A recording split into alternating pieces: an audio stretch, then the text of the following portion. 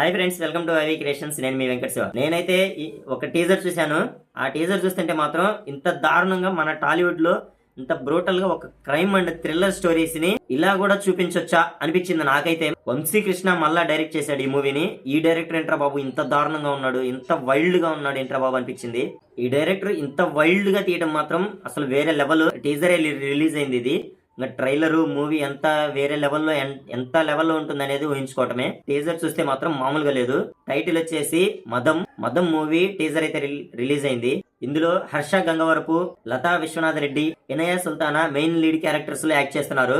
ఇదైతే మాత్రం ఒక బ్రూటల్ క్రైమ్ యాక్షన్ సినిమా. ఇది వేరే లెవెల్లో ఉంది టీజర్ మాత్రం. ఈ టీజర్ యొక్క మెయిన్ కాన్సెప్ట్ వచ్చేసి ఒక ట్రైబల్ ఏరియాస్ లో జస్టిస్ అనేది అది మిస్ అయితే ఎలా ఉంటుంది, ఫాల్స్ ఎలిగేషన్స్ చేసి వాళ్ళని హింసించాలనుకుంటే అది ఎంత దారుణంగా తయారవుతుంది, అది రివర్స్ అయితే ఎలా ఉంటుంది అనే దాని మీద ఈ క్యారెక్టరైజేషన్ అయితే రాశాడు వంశీ. అసలు టీజర్ చూస్తుంటేనే పిచ్చెక్కిపోతుంది. ఈ మూవీ కోసం అయితే నేను ఈగర్లీ వెయిట్ చేస్తున్నాను. ఇనయా సుల్తానా నెగిటివ్ క్యారెక్టర్ లో యాక్ట్ చేస్తున్నారు. నెగిటివ్ రోల్ లో ఇనయా సుల్తానా రెచ్చిపోయింది, ఎక్సలెంట్ గా చేసింది. తను బిగ్ బాస్ లో ఫేమస్ అయింది బాగా. ఇంకా ఇలాంటి సిచ్యువేషన్స్ ట్రైబల్ ఏరియాస్ లో జరుగుతాయా అన్నట్టుగా అనిపించింది. బాగా కళ్ళకద్దినట్టుగా చూపించాడు ఈ టీజర్ లో.